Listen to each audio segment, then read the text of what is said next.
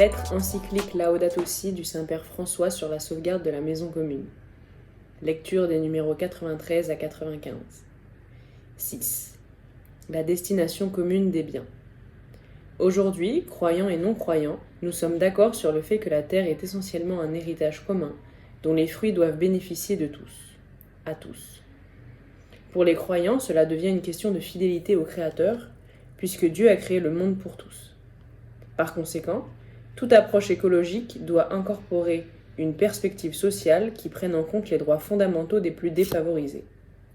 Le principe de subordination de la propriété privée à la destination universelle des biens et, par conséquent, le droit universel à leur usage est une règle d'or du comportement social et le premier principe de tout l'ordre éthico-social.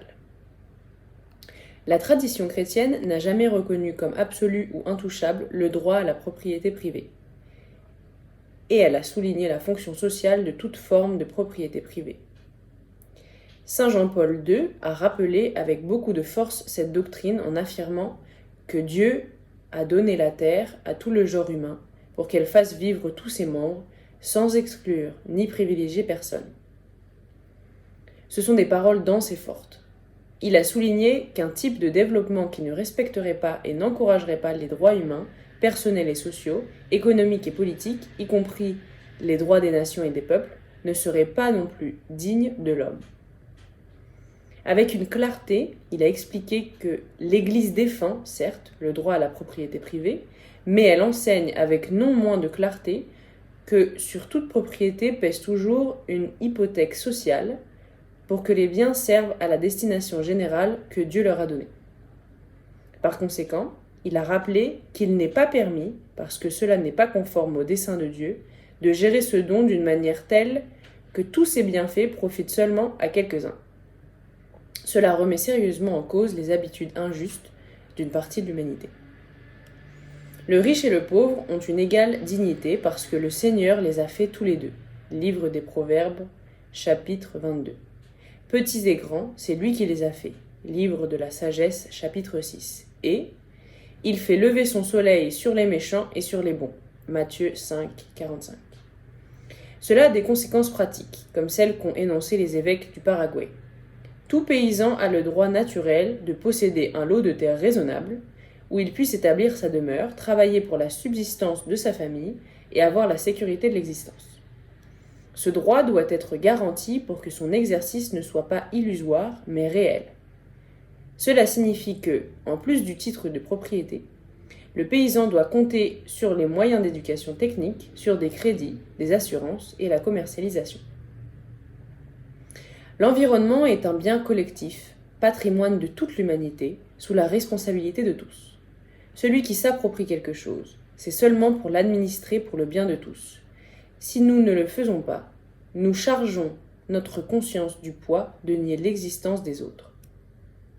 Pour cette raison, les évêques de Nouvelle-Zélande se sont demandé ce que le commandement « Tu ne tueras pas » signifie quand 20% de la population mondiale consomme les ressources de telle manière qu'ils volent aux nations pauvres et aux futures générations ce dont elles ont besoin pour survivre.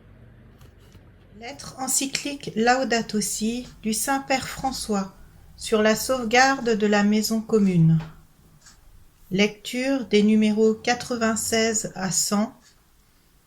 Paragraphe 7. Le regard de Jésus. Jésus reprend la foi biblique au Dieu créateur et met en relief un fait fondamental. Dieu est Père. Dans les dialogues avec ses disciples, Jésus les invitait à reconnaître la relation paternelle que Dieu a avec toutes ses créatures et leur rappelait avec une émouvante tendresse comment chacune d'elles est importante aux yeux de celui-ci. Ne vend-on pas 5 passereaux pour 2 as ? Et pas un d'entre eux n'est en oubli devant Dieu. Luc 12. Regardez les oiseaux du ciel. Ils ne sèment, ni ne moissonnent, ni ne recueillent en des greniers. et votre Père céleste les nourrit. Matthieu 6. Le Seigneur pouvait inviter les autres à être attentifs à la beauté qu'il y a dans le monde, parce qu'il était lui-même en contact permanent avec la nature et y prêtait une attention pleine d'affection et de stupéfaction.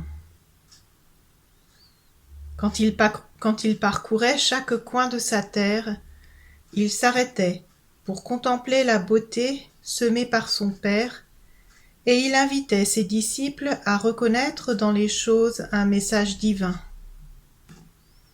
Levez les yeux et regardez les champs, ils sont blancs pour la moisson. Jean 4.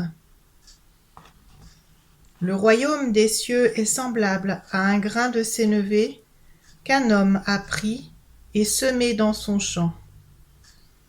C'est bien la plus petite de toutes les graines, mais quand il a poussé, c'est la plus grande des plantes potagères, qui devient même un arbre.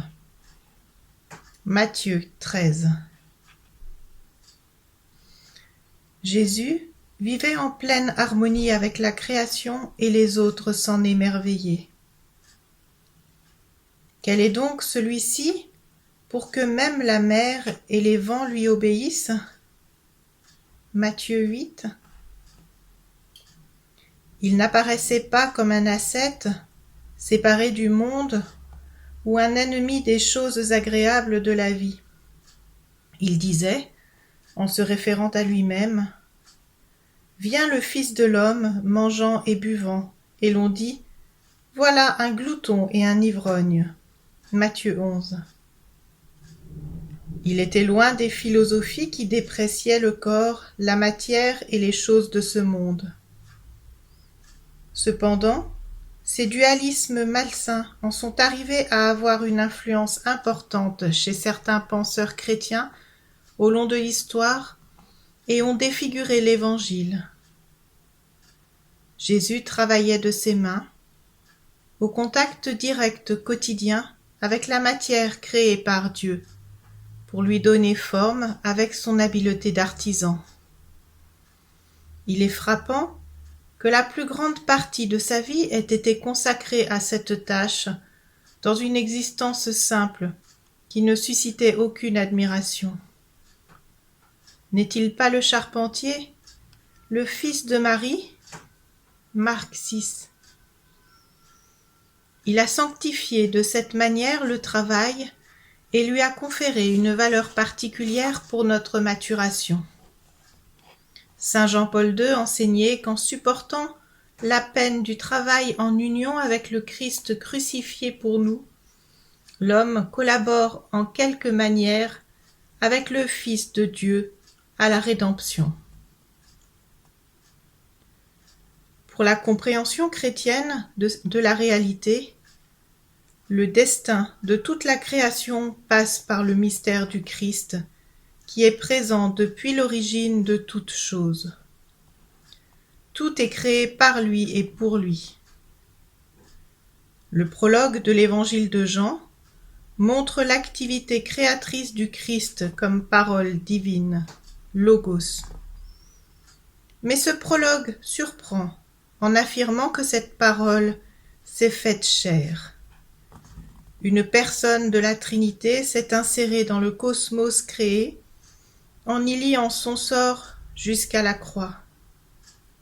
Dès le commencement du monde, mais de manière particulière depuis l'incarnation, le mystère du Christ opère secrètement dans l'ensemble de la réalité naturelle, sans pour autant en affecter l'autonomie.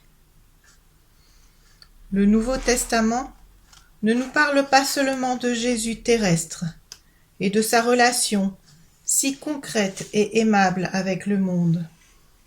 Il le montre aussi comme ressuscité et glorieux, présent dans toute la création par sa seigneurie universelle.